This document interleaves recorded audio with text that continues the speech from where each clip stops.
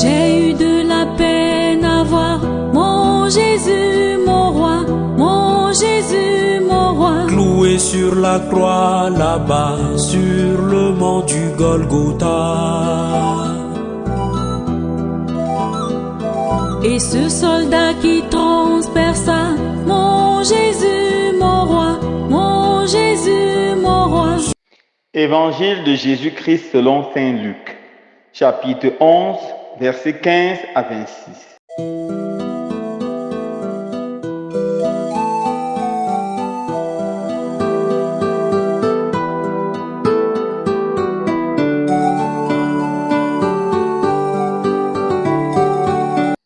En ce temps-là, comme Jésus avait expulsé un démon, certains dirent: c'est par Belzéboul, le chef des démons, qu'il expulse les démons.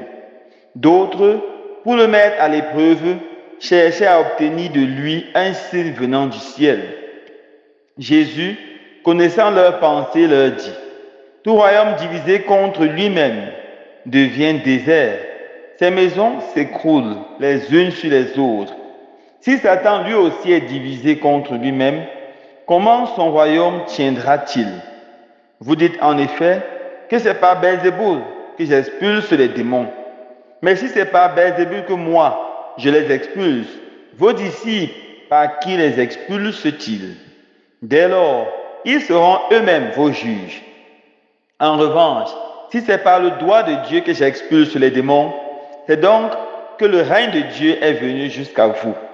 Quand l'homme fort et bien armé garde son palais, tout ce qui lui appartient est en sécurité. Mais si un plus fort survient et triomphe de lui, il lui enlève son armement auquel il se fiait et il distribue tout ce dont il a dépouillé. Celui qui n'est pas avec moi est contre moi. Celui qui ne rassemble pas avec moi disperse. Quand l'esprit impur est sorti de l'homme, il parcourt les lieux déserts en cherchant où se reposer. Et il ne trouve pas. Alors il se dit: je vais retourner dans ma maison d'où je suis sorti. En arrivant, il trouve la maison balayée et bien rangée. Alors il s'en va et il prend d'autres esprits encore plus mauvais que lui, au nombre de 7. Il entre et s'y installe. Ainsi l'état de l'homme là est pire à la fin qu'au début. Acclamons la parole de Dieu. Louange à toi, Seigneur Jésus.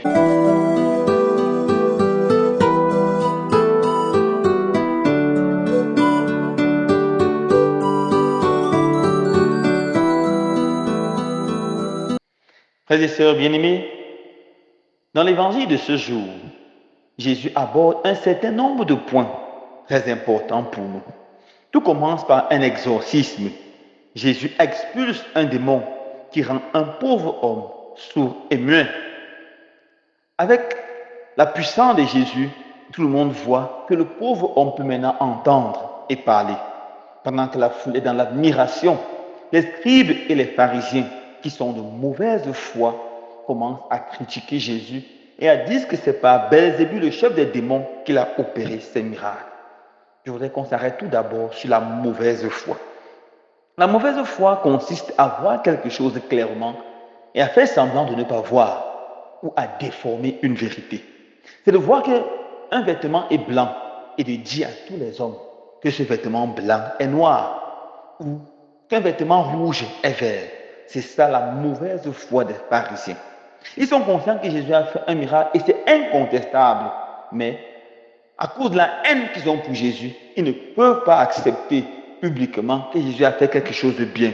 Ils commencent à propager des rumeurs sur Jésus pour le détruire, pour le saboter. La mauvaise foi.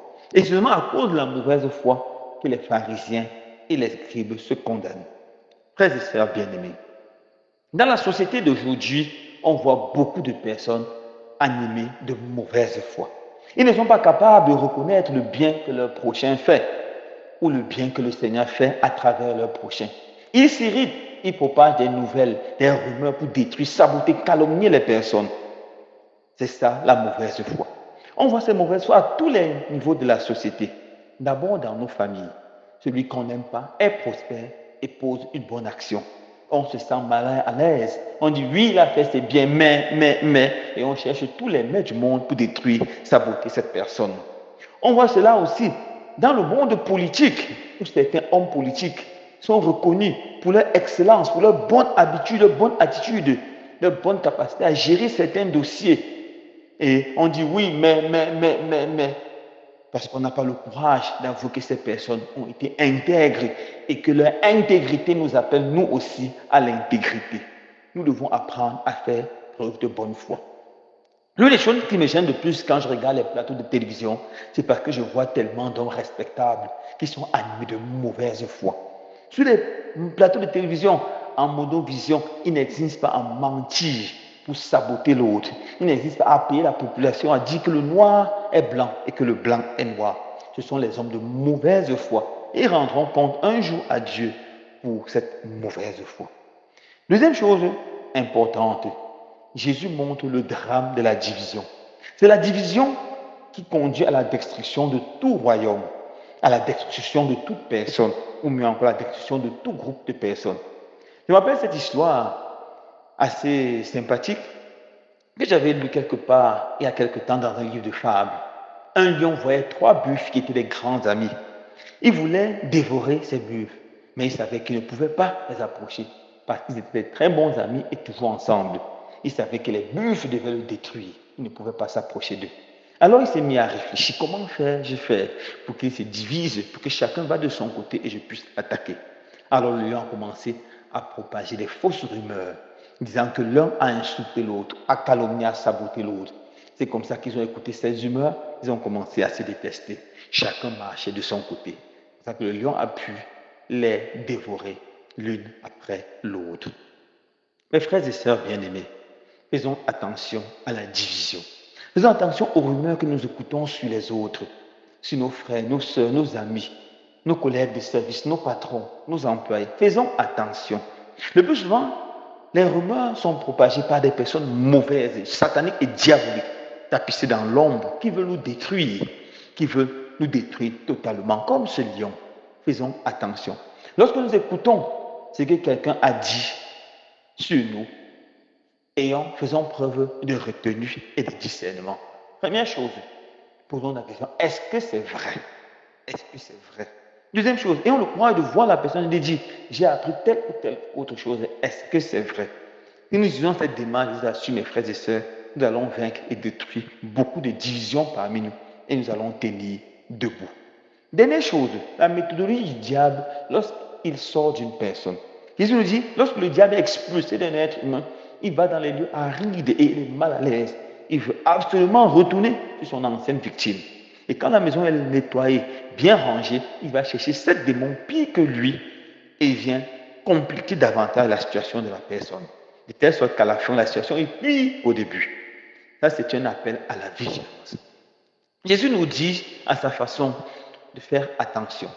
Lorsque le Seigneur a fait des merveilles sur nous, dans notre vie, lorsqu'il nous a libérés, que ce soit d'un esprit mauvais ou d'un péché grave ou d'un vice, faisons attention de ne plus flirter avec cela. Rangeons la maison et restons dans la prière. C'est dans la prière que nous allons empêcher au diable de revenir avec cet autre esprit aussi mauvais que lui. La prière, c'est le lieu de la vigilance, car le Seigneur dit dans sa parole, veillez et priez. Quand ce jour, le bon Dieu nous aide et nous bénisse, qu'il nous donne la grâce de devenir des hommes et des femmes de bonne foi, qui sont capables de dire que le vrai est vrai, le bien est bien, le mal est mauvais. Que nous donne la grâce de ne jamais céder à la division qui vient des rumeurs que nous écoutons des autres. Et finalement, que le bon nous donne la grâce de rester vigilants dans la prière. Loué soit Jésus-Christ. Besoin bram te bisi, te kebon.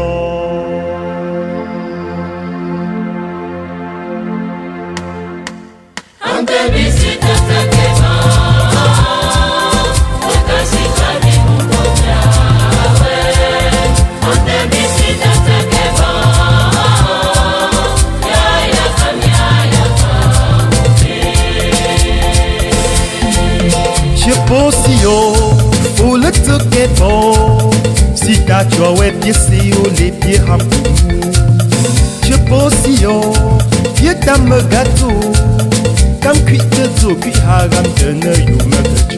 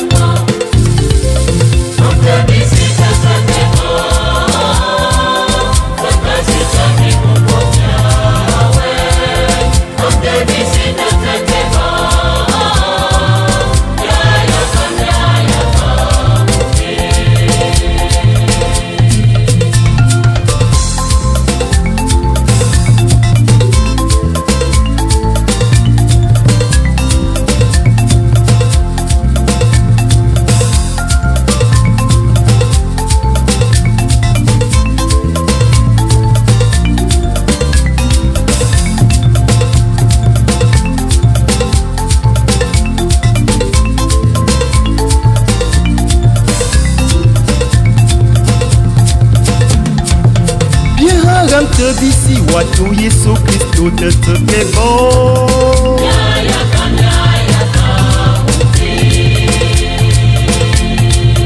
Bien ram te bi je dans l'obisi qui est te te bon. Tu mwenye si ta te te bon no kunchwa we.